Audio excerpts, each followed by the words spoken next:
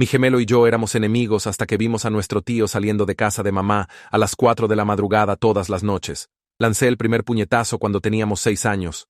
Diego me rompió el brazo cuando teníamos 8. Para cuando cumplimos 15, nuestros padres habían gastado más en facturas de hospital que en ahorros para la universidad. Éramos gemelos idénticos que no podían soportar respirar el mismo aire. Mamá solía bromear que habíamos salido del útero peleando, que el doctor tuvo que separarnos antes de que nos matáramos el uno al otro. Dejó de bromear sobre eso después de que Diego me empujara a través de una mesa de centro de vidrio durante la cena de Navidad. Ese fue el año que cumplimos 17. El año en que todo cambió, aunque aún no lo sabíamos. Nuestra rivalidad no era alguna linda competencia entre hermanos. Era odio genuino, del tipo que te hace despertar enojado y quedarte dormido planeando venganza. Si yo sacaba un 10, Diego falsificaba mi tarea para que sacara un 0. Si él entraba al equipo de básquet, yo le contaba al entrenador sobre las pastillas en su casillero.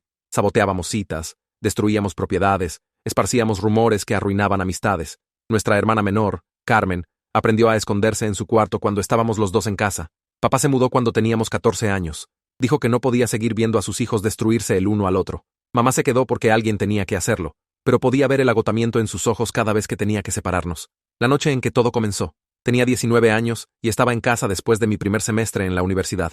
Diego había ido al colegio comunitario al otro lado de la ciudad, específicamente porque yo había elegido la universidad. Habíamos logrado evitarnos durante 4 meses, y volver a casa para las vacaciones de invierno se sentía como caminar hacia una zona de guerra. Mamá me recogió de la terminal de autobuses sola, lo que debería haber sido mi primera pista. Algo estaba mal.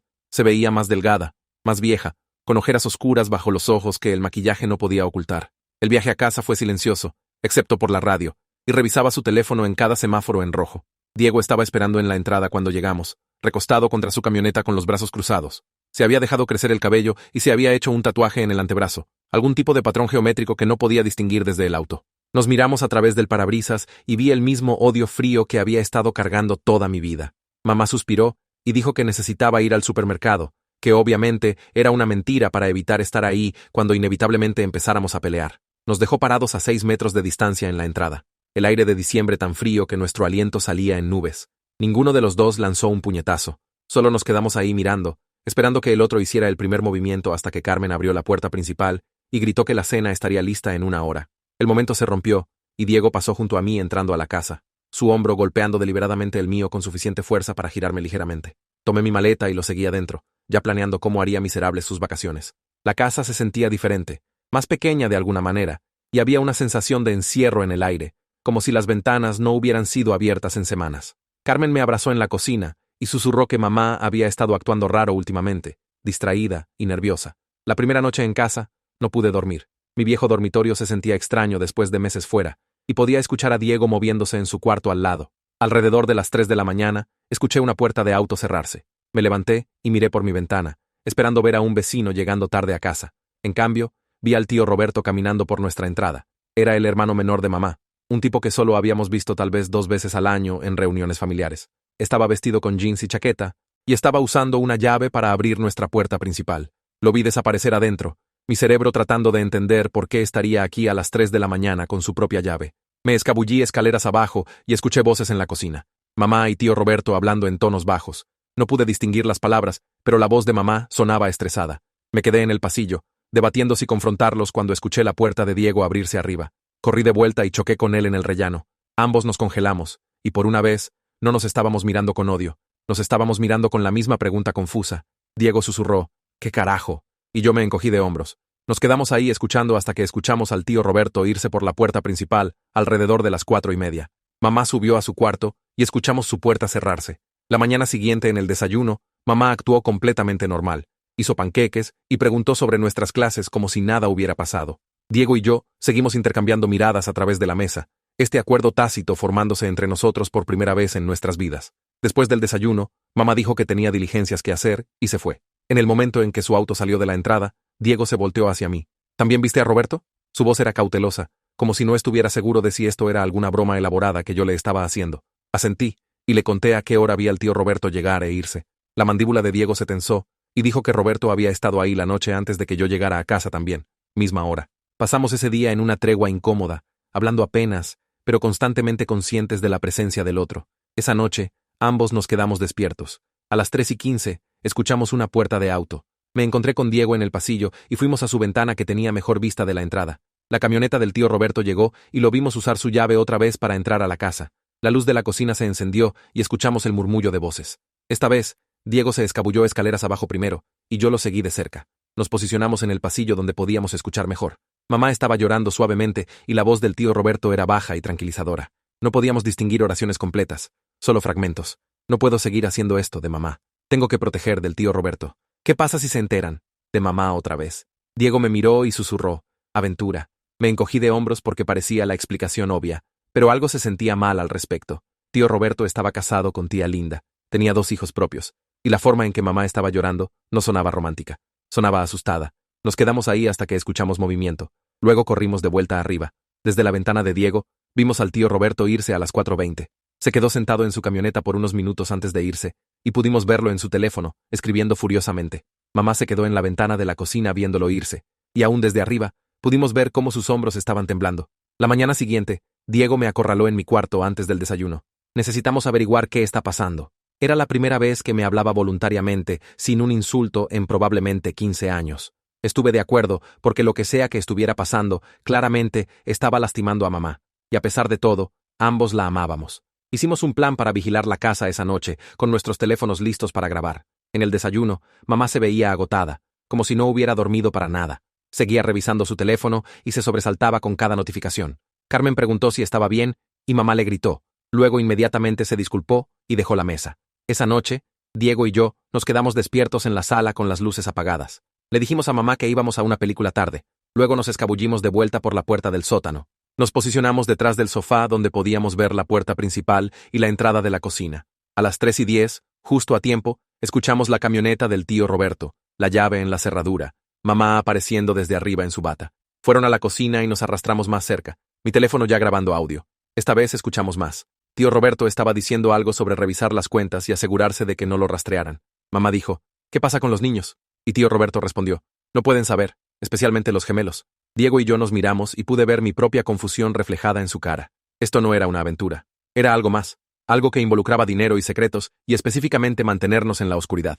Seguimos grabando mientras hablaron por más de 1 hora. Tío Roberto mencionó a alguien llamado Víctor, que dijo que se está volviendo sospechoso. Mamá dijo algo sobre el papeleo, y si hacen una auditoría. Tío Roberto le aseguró que estaría bien, que había manejado todo de su lado. Antes de irse dijo, 3 meses más y estamos libres. Después de que tío Roberto se fuera, Diego y yo nos escabullimos de vuelta a su cuarto y escuchamos la grabación 4 veces, tratando de armar lo que habíamos escuchado. Sonaba como algún tipo de fraude financiero o malversación. Mamá y tío Roberto estaban involucrados en algo ilegal, algo que estaban tratando desesperadamente de esconder. Diego abrió el Facebook del tío Roberto y comenzó a desplazarse por sus fotos. Trabajaba como contador en una firma mediana en el centro. Mamá trabajaba en recursos humanos en un hospital. Ninguno de los trabajos parecía involucrar el tipo de lavado de dinero o fraude del que claramente estaban discutiendo. Al día siguiente, llamé a papá por primera vez en meses. Nos encontramos en una cafetería y le pregunté directamente si mamá tenía problemas de dinero.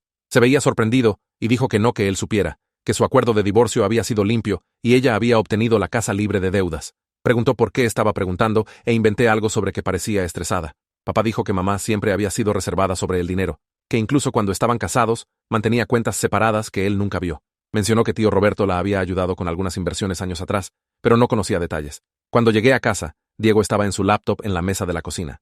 Había estado investigando registros públicos y encontró algo interesante. La firma contable del tío Roberto había sido investigada por Hacienda hace 2 años por irregularidades en cuentas de clientes. Nada había sido probado, pero 3 empleados fueron despedidos. Tío Roberto había mantenido su trabajo, lo que significaba que era inocente o era bueno cubriendo sus huellas. Diego también había encontrado el perfil de LinkedIn de mamá, donde listaba un negocio de consultoría secundario del que nunca habíamos escuchado. Buscamos el registro del negocio y encontramos que era una sociedad de responsabilidad limitada, formada hace 5 años con tío Roberto, listado como cofundador. Esa noche, confrontamos a mamá. Esperamos hasta que Carmen fuera a casa de su amiga. Luego sentamos a mamá en la sala y reprodujimos la grabación. Vimos el color desaparecer de su cara. Se levantó, se sentó, se levantó otra vez. Preguntó dónde lo conseguimos, y Diego le dijo que habíamos estado observando al tío Roberto ir y venir por días. Mamá comenzó a llorar, realmente sollozando, y dijo que no deberíamos haber hecho eso, que habíamos complicado todo. Le pregunté qué estaba pasando exactamente, y dijo que no podía decirnos, que era para nuestra propia protección. Diego la perdió. Se levantó y gritó que estaba cansado de ser protegido, que merecíamos saber por qué nuestro tío se estaba escabullendo en la casa a las 3 de la mañana, hablando de fraude y auditorías. Mamá se estremeció, pero se quedó callada. Intenté un enfoque diferente, manteniendo mi voz calmada. Le dije que cualquier problema en el que estuviera, podíamos ayudar. Que mantenernos en la oscuridad solo estaba empeorando las cosas. Nos miró a ambos, tal vez viendo por primera vez que estábamos unidos, en lugar de atacándonos mutuamente. Entonces nos dijo que nos sentáramos, porque iba a tomar un tiempo explicar. Mamá comenzó con nuestro padre. Dijo que lo que sabíamos sobre su divorcio era solo la mitad de la verdad. Sí, se habían distanciado, pero la verdadera razón por la que papá se fue porque había descubierto dinero faltante de sus ahorros conjuntos. Casi 80.000 euros desaparecidos en el transcurso de 2 años. Papá había acusado a mamá de tener problemas de juego o drogas. Ella lo había negado, se había rehusado a explicar a dónde fue el dinero, y él había pedido el divorcio. El dinero realmente había ido a tío Roberto, o más específicamente, para encubrir algo que tío Roberto había hecho. Hace 5 años, tío Roberto había estado manejando cuentas para un cliente rico llamado Víctor Russo. Víctor era un desarrollador inmobiliario con propiedades por todo el estado. Tío Roberto se había vuelto codicioso y había comenzado a desviar dinero de las cuentas de Víctor. Solo pequeñas cantidades al principio, luego sumas más grandes. Había usado el dinero para pagar sus propias deudas, tarjetas de crédito y una segunda hipoteca que había mantenido en secreto de tía Linda. Para cuando se dio cuenta de qué tan profundo estaba, había tomado casi 200.000 euros. Cuando el contador de Víctor notó las discrepancias, tío Roberto entró en pánico y vino a mamá. Mamá lo había ayudado a crear una empresa fantasma para canalizar dinero de vuelta a las cuentas de Víctor, haciendo que pareciera gastos comerciales legítimos y devoluciones. Habían usado el acceso de recursos humanos de mamá para crear registros falsos de empleados en su hospital, personas que no existían, pero que estaban recibiendo cheques de pago que realmente iban a repagarle a Víctor.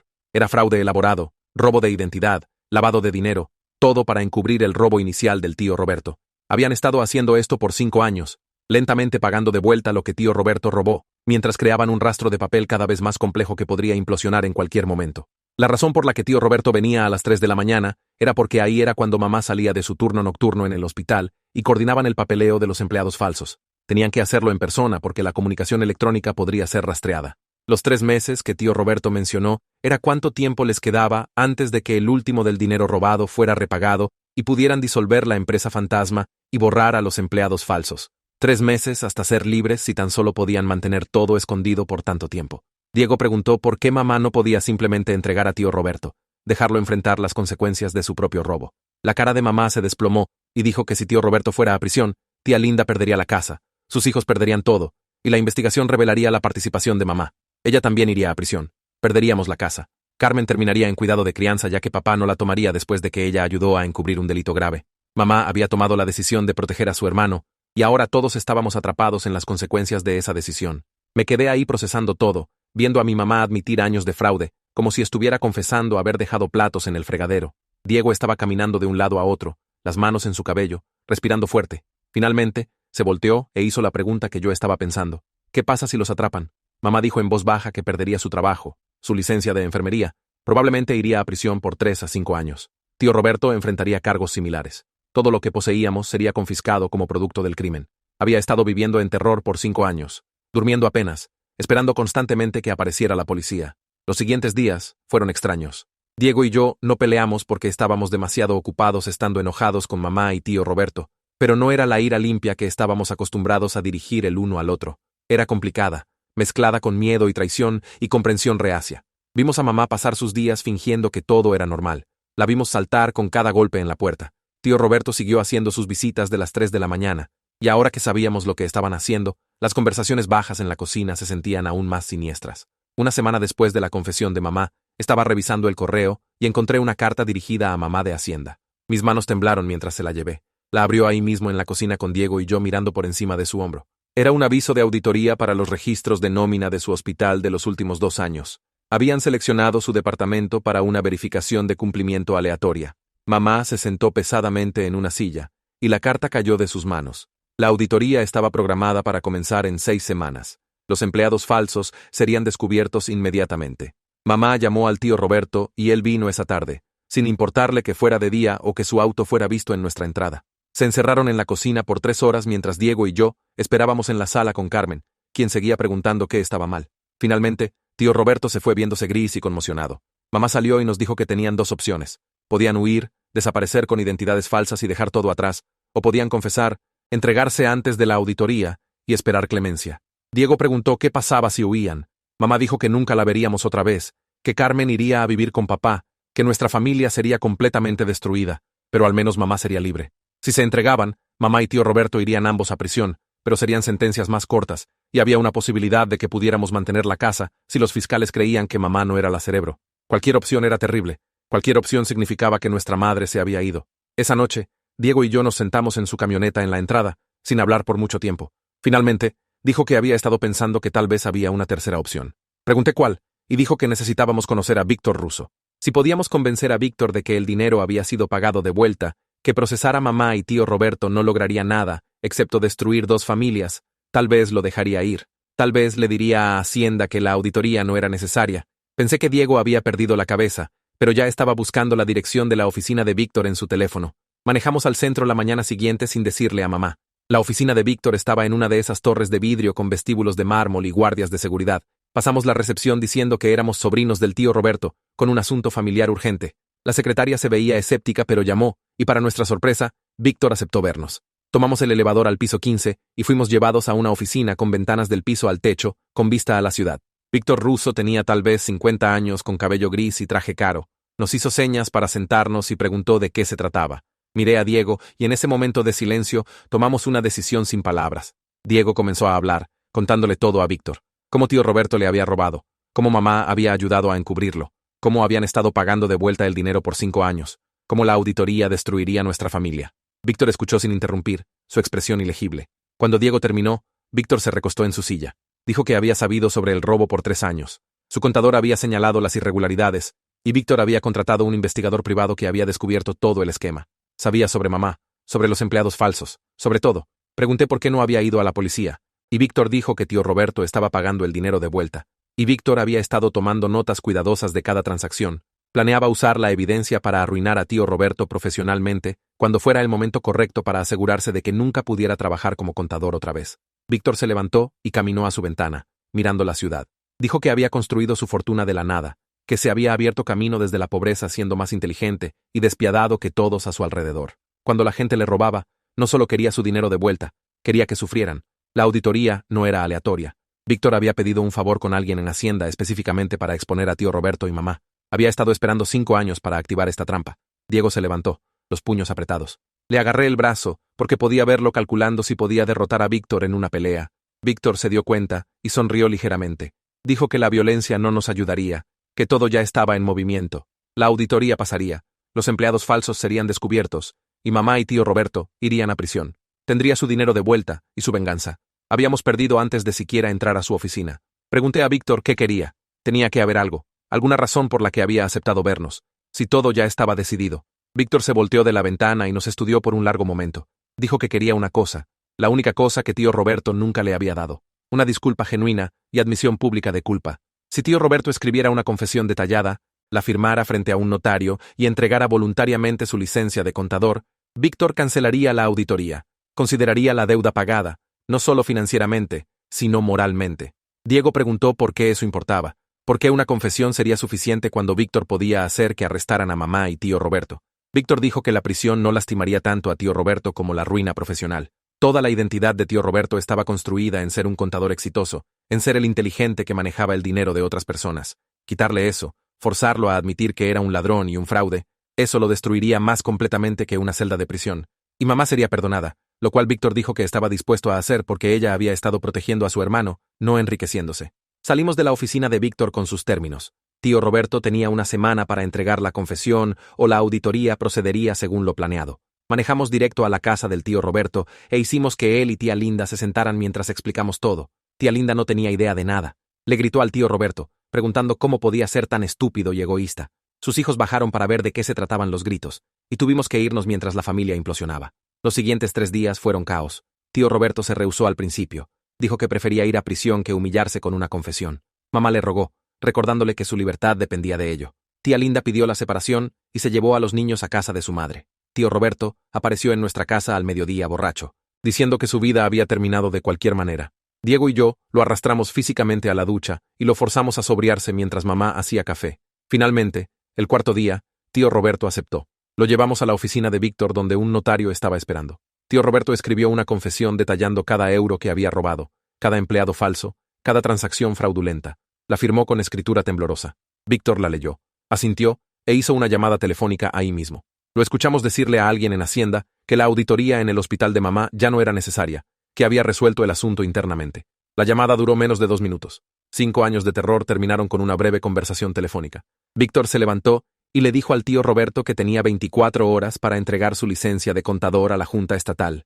Si no lo hacía, Víctor liberaría la confesión a la policía. Tío Roberto asintió entumecido. Mientras nos volteábamos para irnos, Víctor dijo una cosa más. Le dijo a mamá que lamentaba que hubiera sido arrastrada al lío de su hermano, que podía ver que había estado tratando de hacer lo correcto en una situación imposible. Esperaba que fuera más cuidadosa sobre a quién tratara de proteger en el futuro. Mamá solo asintió, demasiado agotada para palabras. Las secuelas fueron casi peores que el crimen. Tío Roberto entregó su licencia y tuvo que explicar a su firma por qué estaba renunciando repentinamente. Sospecharon algo pero no pudieron probar nada sin la cooperación de Víctor. Tía Linda pidió el divorcio y obtuvo custodia completa de los niños. Tío Roberto se mudó a un departamento tipo estudio y tomó un trabajo como gerente de supermercado. La carrera en la que había trabajado por 15 años se había ido, y todos en su círculo profesional sabían que algo había pasado, aun si no sabían detalles. Mamá mantuvo su trabajo porque la auditoría fue cancelada antes de que comenzara, así que los empleados falsos nunca fueron oficialmente descubiertos. Disolvió la empresa fantasma y borró todos los registros fraudulentos, cubriendo sus huellas una última vez. Pero estaba diferente después, más callada, saltando menos con sonidos, pero sonriendo menos también. Había estado cargando culpa aplastante por 5 años, y ahora era reemplazada por un tipo diferente de peso. Sabiendo que se había salido con la suya mientras la vida de su hermano se desmoronaba, Diego y yo tuvimos que recalibrar toda nuestra relación. Habíamos pasado 19 años como enemigos, y de repente habíamos pasado por esta experiencia intensa juntos. El odio seguía ahí, arraigado como memoria muscular, pero estaba mezclado con algo más ahora. Habíamos trabajado juntos, protegido a mamá juntos, enfrentado a Víctor Russo juntos. No nos volvimos mejores amigos de repente, pero dejamos de tratar activamente de destruirnos mutuamente. 2 meses después, Diego y yo estábamos de vuelta en nuestras respectivas escuelas. Nos mandábamos mensajes a veces, solo cosas prácticas sobre mamá o Carmen. Nada profundo, pero era comunicación, lo cual era más de lo que habíamos tenido antes. Durante las vacaciones de primavera, terminamos en el mismo bar del centro sin planearlo. Nos vimos al otro lado del cuarto, y en lugar de irnos o empezar una pelea, nos saludamos con la cabeza. Diego vino a donde estaba sentado, y tomamos una cerveza juntos. No hablamos sobre lo que había pasado, pero no necesitábamos hacerlo. El verano después, mamá nos sentó y dijo que había estado viendo a un terapeuta. Quería entender por qué había tomado la decisión de ayudar al tío Roberto, arriesgar todo por alguien que había sido tan imprudente. El terapeuta la había ayudado a ver patrones de su infancia. Como siempre había protegido a su hermano menor, como sus padres habían hecho eso su trabajo. Estaba aprendiendo a establecer límites, a entender que proteger a la gente a veces significaba dejarlos enfrentar consecuencias. Se disculpó con nosotros por poner a nuestra familia en riesgo, por los años de estrés que habíamos presenciado sin entender. Diego y yo terminamos en terapia también, por separado. Al principio, mi terapeuta preguntó por qué pensaba que mi hermano y yo nos habíamos odiado tan intensamente. Siempre había asumido que así eran los gemelos, alguna cosa de competencia evolutiva, pero me empujó a profundizar más, y lentamente me di cuenta de que habíamos estado peleando por la atención de mamá, en una casa donde había estado distraída y aterrorizada por años. Habíamos sentido que algo estaba mal sin saber qué, y habíamos canalizado esa ansiedad en destruirnos mutuamente. Entender no borró 19 años de animosidad genuina, pero ayudó a explicarla. Tío Roberto nunca recuperó su carrera, rebotó entre trabajos de salario bajo, apenas haciendo los pagos de manutención infantil. Sus hijos se rehusaron a verlo después de enterarse de lo que había hecho. Tía Linda se volvió a casar 2 años después con un dentista que trataba bien a los niños. Tío Roberto envió una tarjeta de Navidad el primer año después de que todo pasó. Mamá la miró por mucho tiempo antes de tirarla sin abrir. Lo había salvado, y casi la había destruido. Había terminado de protegerlo de sí mismo. 3 años después de esa noche, cuando Diego y yo vimos por primera vez al tío Roberto salir de casa, estábamos en la graduación de preparatoria de Carmen. Dio un discurso sobre resistencia y familia, sobre cómo las personas que amas pueden sorprenderte cuando las cosas se ponen difíciles. Nos miró directamente a Diego y a mí en la audiencia, y ambos sabíamos que estaba hablando de nosotros. Después de la ceremonia, Diego y yo nos paramos en lados opuestos del estacionamiento, lo suficientemente lejos para poder fingir que no estábamos juntos, lo suficientemente cerca para que mamá pudiera tomar una foto con sus 3 hijos. La foto está en la repisa de mamá ahora. 3 niños que sobrevivieron al crimen de su madre. 2 gemelos que aprendieron a dejar de tratar de matarse mutuamente. Una familia que casi implosiona, pero se mantuvo unida a través de pura voluntad terca. No somos cercanos, Diego y yo. Probablemente nunca lo seremos, pero tampoco somos enemigos ya. Somos hermanos que conocen las peores cualidades del otro, que se han visto en el fondo, que enfrentaron a un enemigo real juntos cuando importó. Eso tiene que contar para algo.